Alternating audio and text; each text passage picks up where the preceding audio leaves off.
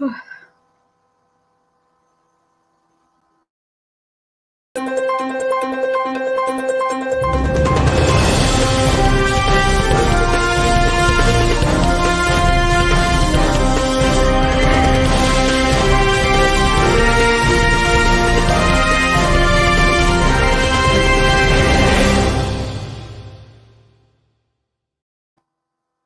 Democrats. Today is Wednesday, March 17th. Happy Wednesday. Happy St. Patrick's Day. Today, now it's time for the Chair's Daily Live. Today is going to be another short one. So I want to talk about a couple of things. Thank you, Wayne. I appreciate that. Just a little couple of things. So this morning I woke up to MSNBC going on and on and on about how concerned we are about not enough Americans are getting vaccinated, and that we may have to start counting minors in our numbers in order for us to reach our herd immunity. So that's depressing and it's sad, but this is one of the things where I thought, but I live in Oklahoma, and our Native American tribes have stepped up and really helped with the vaccine effort. The state was doing its thing. Different community organizations. I got mine in Northeast Oklahoma City at a special program that they were running over there. And then the tribes have really stepped up, and they've opened, first they opened it up to their citizens, and then they opened it up to people who lived in the households with their citizens, and now they're opened up. And so if you want a vaccine, I strongly encourage you. You should have a much easier time of it now to find an available vaccine. If you're having a hard time going through the normal portal, check out a tribal organization near you and see if there's a way that you can get in there. And I just wanted to talk about that because it's twofold. One, I want everybody to get vaccinated, and two, I just wanted to give a shout out to our tribes.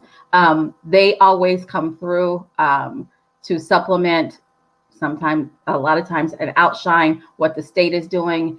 And I, for one, am grateful and just wanted to kind of get it out there and say, thanks, tribes. So get your vaccine.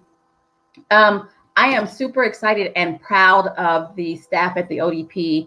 I've made voters registration from the moment I was elected a really big priority, making sure that people have access to the ballot box. You know, last year I was all about absentee ballots. Make sure you sign up for your absentee ballots, and that really worked out. And sadly, the pandemic kicked in and helped me out with that efforts. But you know, we really made a dent in absentee ballots, and now I'm focused on just getting folks registered, right? Because through that effort, we realized we confronted the fact that we do not have enough registered Democrats. We just flat don't. And so I have been just really laser focused on voters registration for the last 4 or 5 months. And thank you to the staff of the ODP for hearing me, or maybe they just did it so that I would shut up. But they've worked really, really hard at getting a voters registration portal available on the okdemocrats.org webpage. It's under Get Involved, Register to Vote. Fill that out. If you're not registered to vote, fill that out. What happens is it downloads your data onto a voters registration form that is mailed to you in a self-addressed stamped envelope. You mark your affiliation, you sign it, and you send it back in that envelope, and you're registered to vote. And it's so cool. They've been working very hard on it. And I'm so proud of them. And then today they rolled out the Spanish version. Kind of excited about that. So check it out on okdemocrats.org under Get Involved, Register to Vote, or you can go to vote.okdemocrats.org and it'll take you straight there and you don't have to navigate. So if you know someone who just turned 18, someone who didn't believe in the power of the vote, a felon who just finished their entire term. We don't want anybody getting a felony. Help people get registered to vote. It's a big deal.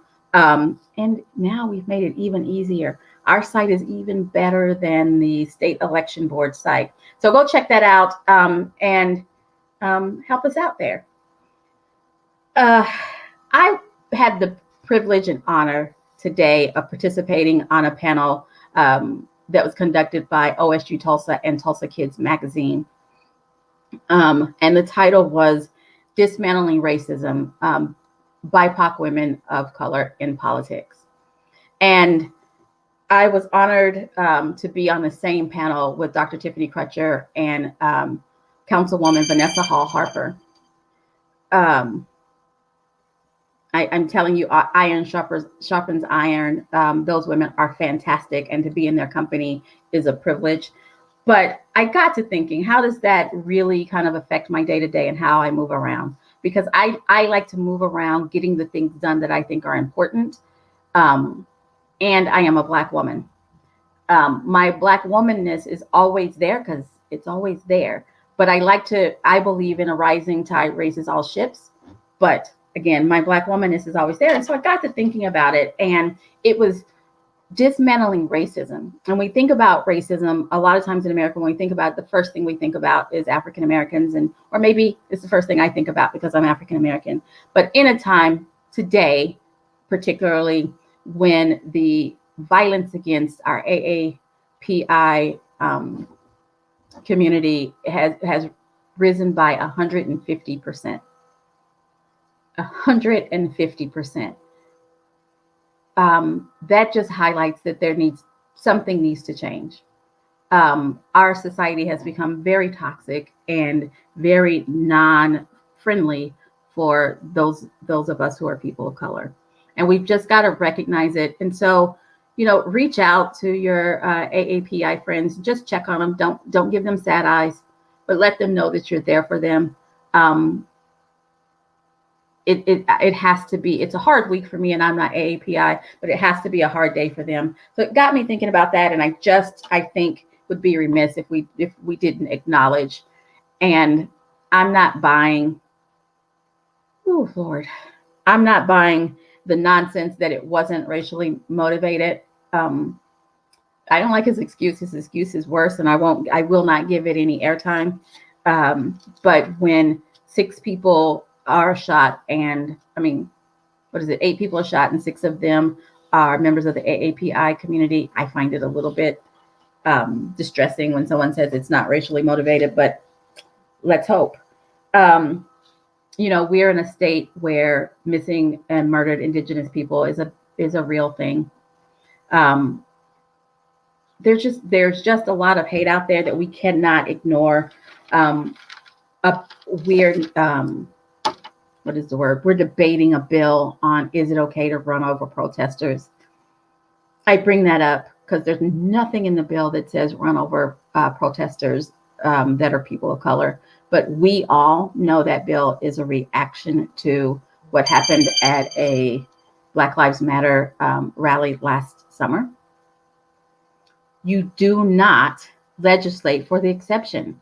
It's crazy town.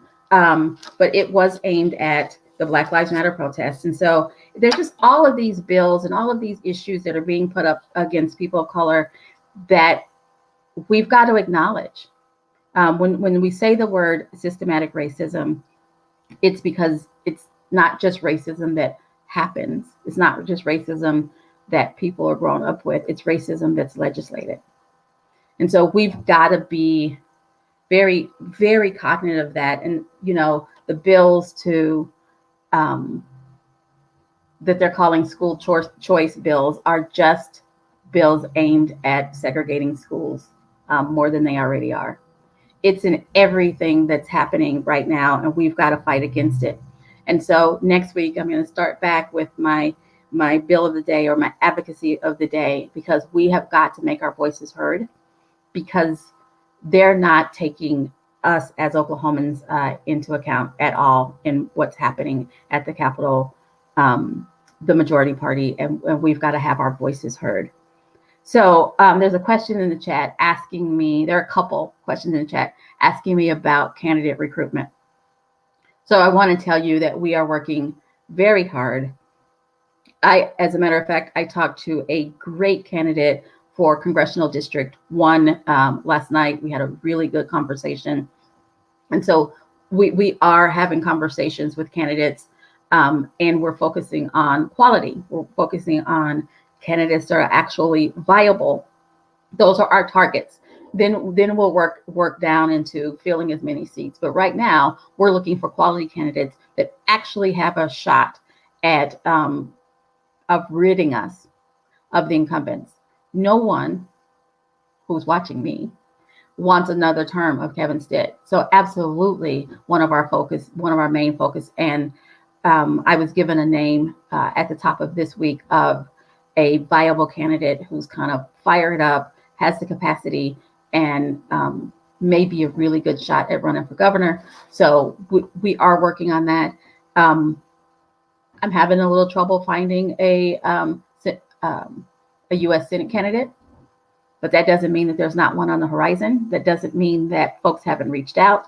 We are working on those seats, but I'm going to tell you, real simple, if you know somebody that you think that I need to talk to, have them fill out the form on the website, and we will absolutely reach out, because it's my goal for our statewide and above offices to start running in June, right? We need to get out there and start raising money, start raising awareness, and shut down the nonsense of a candidate bringing a criminal here to vouch for them. I mean, that just happened. We just had a candidate who's running for U.S. Senator fly in a criminal, and a convicted criminal. Yeah. He was pardoned, but he admitted to the crime. But he flew in a criminal to vouch for him. That is not who we want representing us. If that's the best you can do, is to have a twice convicted criminal represent you, we need to say that's not what we want.